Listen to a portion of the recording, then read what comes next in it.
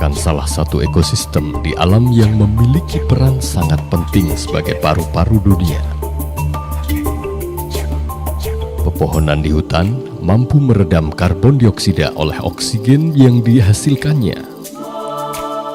Itu sebabnya hutan turut berkontribusi pada keseimbangan kandungan udara di atmosfer.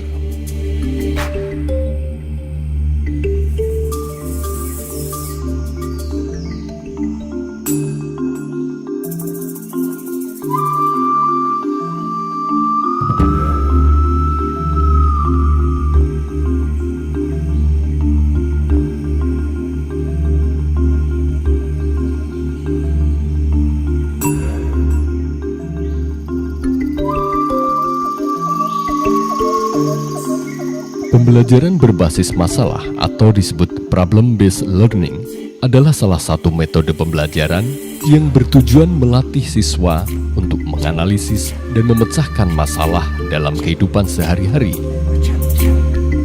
sehingga membangun kemampuan berpikir tingkat tinggi dan kemandirian belajar.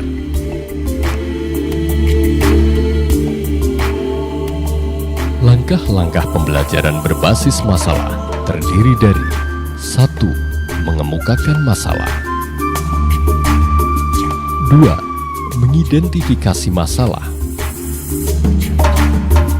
3. Mencari alternatif pemecahan. 4. Membandingkan efisiensi pemecahan masalah. 5. Memutuskan pemecahan masalah terbaik dan paling tepat.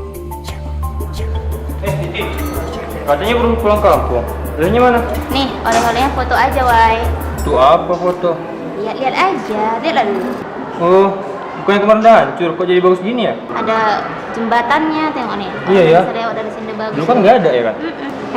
Ayo lagi ngapain kalian berdua? Mau tahu aja. Itulah, kemarin baru pulang kampung. Jadi aku singgah ke Gunung Leuser itu. Nah, rencananya aku pilih Leuser itu. Kenapa? Karena cantik kali di sana. Ada kantung semar, ada bunga anggrek. Selamat pagi mahasiswa sekalian. Kelihatannya dari wajah-wajah kalian sudah siap berpetualang ini. Ayu bagaimana? Ya Pak, semalam Ayu baru pulang dari Pusuk Bukit Danau Toba. Gimana kalau kita ke lapangan situ aja Pak? Ya, ide yang baik. Meskipun demikian, mungkin ide Ayu belum bisa kita luluskan hari ini karena berkaitan dengan topik kita, yakni ekosistem hutan. Kita akan fokus 1 minggu ke depan untuk mengamati hutan. Masih ingat peristiwa Bahoro? Yang pernah banjir itu kan Mas? Iya. Ya, mungkin pada hari ini telah menjadi pertanyaan yang yang menggelitik pikiran kita. Namun demikian, untuk bisa menjawab itu, mungkin kita perlu mengajukan pertanyaan-pertanyaan awal.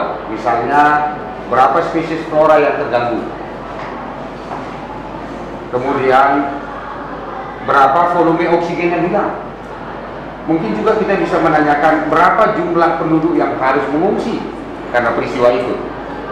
Mungkin juga bisa kita tanyakan berapa kubik kayu yang ditebang secara ilegal, mengapa masih saja terjadi penambangan ilegal dan lain-lain. Padahal, saudara-saudara mahasiswa sekalian, kita ketahui bahwa hutan Bahoro ini adalah bagian dari kekayaan sumber daya hayati hutan Leuser yang berbatasan dengan Sumut dan Aceh. Dan hutan tropis ini sangat berperan setelah hutan Amazon. Kenapa hutan Gunung Leuser ini sebanding dengan hutan Amazon? Pertanyaan yang baik, gitu ya. Untuk itulah kita akan mengkaji ekosistem hutan melalui sebuah proyek lapangan. Nah, langkah teknisnya akan dijelaskan oleh Ibu Mas Dian. Kita akan membagi kelas menjadi 5 kelompok. Nah, masing-masing nama kelompok diserahkan kepada kesepakatan kelompoknya. Anda dapat memilih satu subtopik proyek. Yang pertama, analisis kerusakan fisik hutan. Yang kedua, analisis kerusakan flora hutan. Yang ketiga, analisis kerusakan fauna hutan. 4. Studi referensi melalui internet. Kelima, studi referensi melalui perpustakaan. Nah, setelah memilih subtopik, Anda diskusikan untuk menentukan masalah apa yang akan diteliti di lapangan.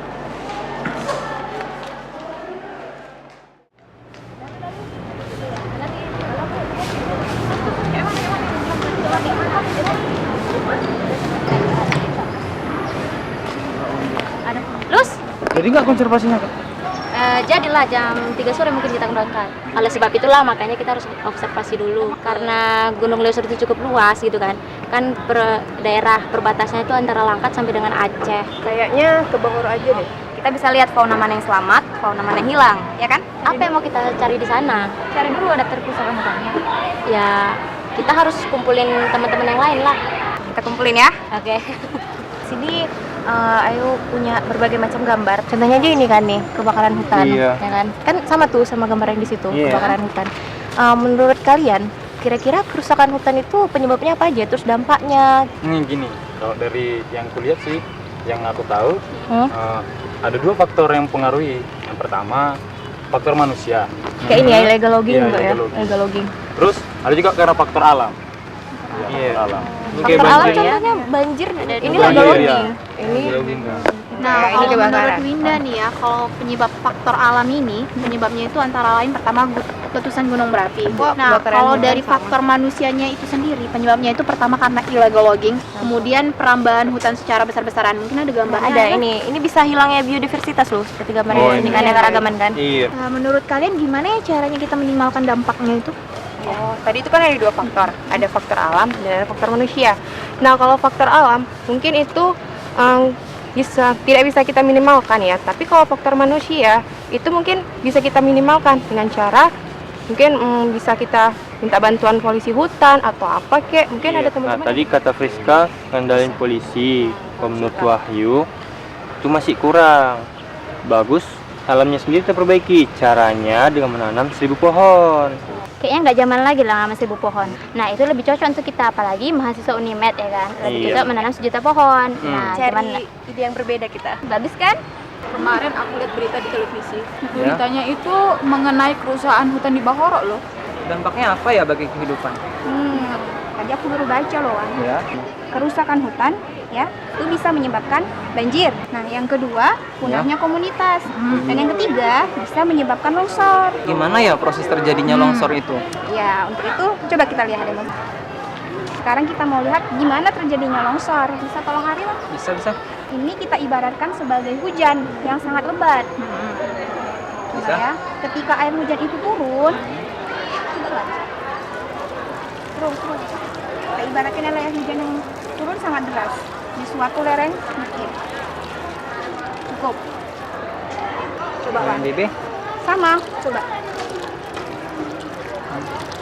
pada jatuh ya tanahnya. Iya, beda kan? Iya, kalau di sini dia tanahnya pada luntur semua ya, ibaratnya pada longsor gitu. Sedangkan kalau yang sini kan hanya sedikit tanahnya karena mungkin dari faktor akar itu ya yang bisa menyebabkan tanah itu bisa tertahan gitu ya. Iya, bener Wan.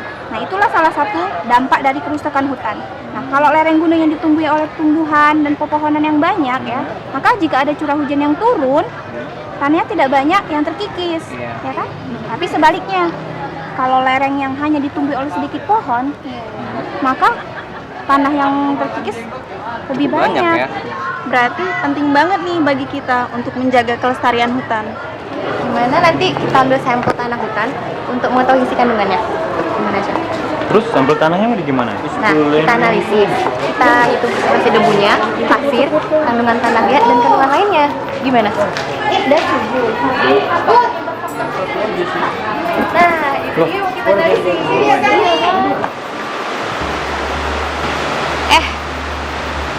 Kalau hutan rusak, bagaimana cara kita mengetahui flora mana yang hilang dan flora mana yang selamat? Pertanyaan bagus itu. Tapi bagaimana kalau sebelumnya kita ke petugas posko dulu? Sebelum untuk kita ambil koleksi, kita jadikan herbarium. Ide kamu bagus juga.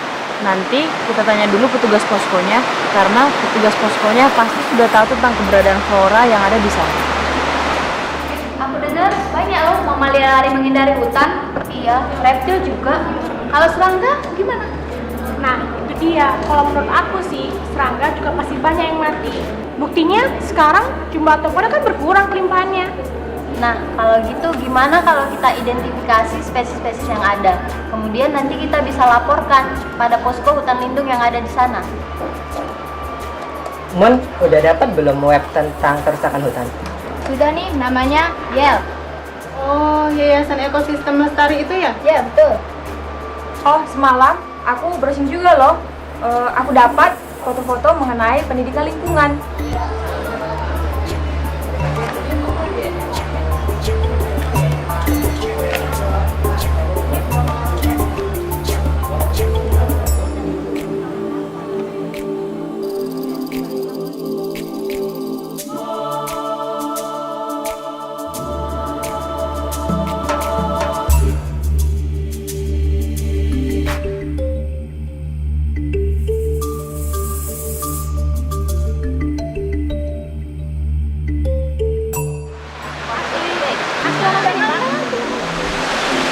Pak, ketika terjadi banjir di hutan ini, apakah ada jadi perubahan permukaan tanah?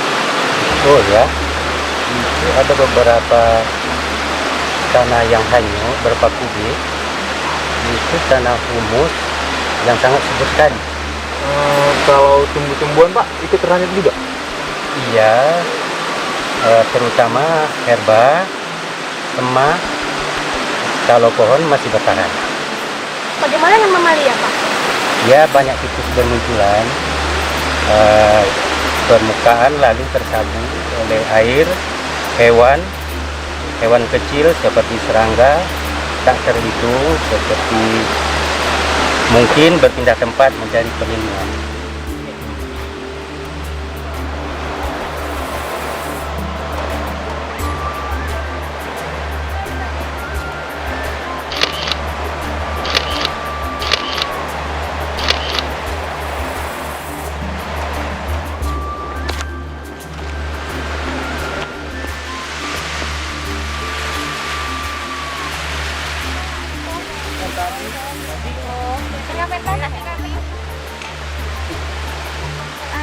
Tapi Priska ngapain lihat latar ini ya? Itu ada Rinda kasih label.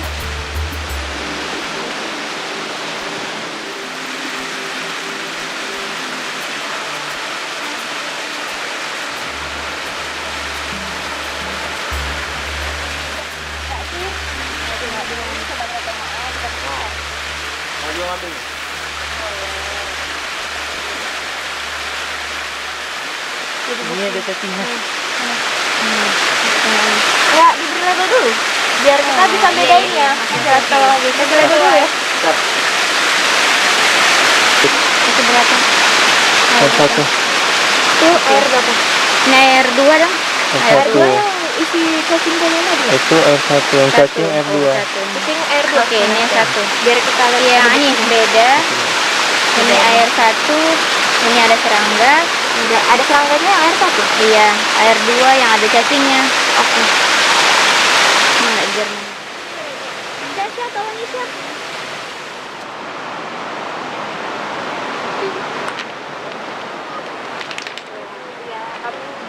Mau nanya tentang banjir bandang itu, Bu. Kemarin kan terjadi banjir bandang di sini. Kira-kira Ibu kena nggak? Tiba-tiba datangnya. Tiba-tiba.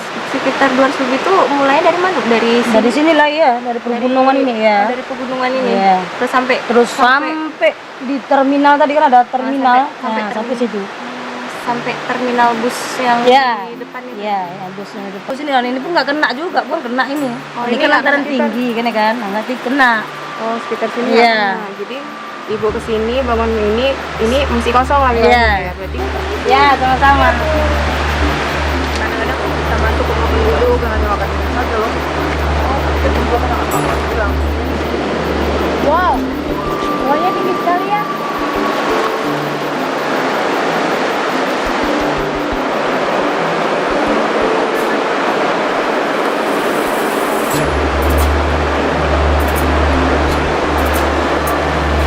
Family apa nih? Kita tulis dulu lokasinya, baru kita bisa identifikasi. Ini labelnya, aku susun dulu. Nih, ada bunganya. Corollanya kelipatan 5. Pasti kelas dikotil. Tapi familinya apa ya? Makanya ini, aku susun dulu labelnya. Jangan lupa buku floranya ya. Biar sekalian kita cari nama familinya. Oke. Udah, kita jalan lagi. Yuk, jalan lagi. Ya.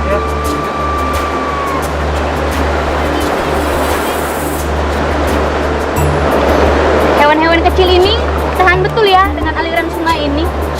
Iyalah, semakin kecil kan semakin lincah. Maksud aku, adaptasi fisiologis apa yang dimiliki oleh hewan-hewan kecil ini? Bentar lah ya, kita teliti di lab. Menurutmu, dia punya kerangka luar nggak? Enggak, bentuknya seperti ikan udang-udang kecil gitu. Apa menurut kamu bentuk luarnya itu berpengaruh dengan ketahanan dia pada aliran sungai ini? Kau kayak ilmuwan aja. Iya dong. Yuk, cepetan. Kita kan mau putar lagi. Reptil menunggu tuh. Nah, reptil aja weh. Amalia juga ayo. Ayo cepet-cepet. Kita kan lagi cari referensi tentang model kerusakan hutan. Kalian ada yang udah dapat info belum? Ini lagi pencari. Dari yang kubaca sih, aku dapat banyak info, tapi aku belum menemukan model konservasinya. Kelihatannya bagus juga yang kamu buka itu. Kita coba rancang model konservasi hutan yang sesuai dengan hutan Bahorok gimana? Ide yang cerdas itu. Menurutmu, faktor-faktor apa saja sih yang menyebabkan kerusakan hutan Bahorok ini? Yang jelas, ini ulah manusia yang tidak bertanggung jawab. Lihat ini, banyak kali kayu gelondongan yang ini pasti ditebang manusia yang tidak bertanggung jawab. Ya tuh namanya illegal logging. Itu namanya kerusakan buatan. Ada juga kerusakan yang terjadi secara alami ya, seperti kebakaran hutan lah. Kalian mau tahu kan bagaimana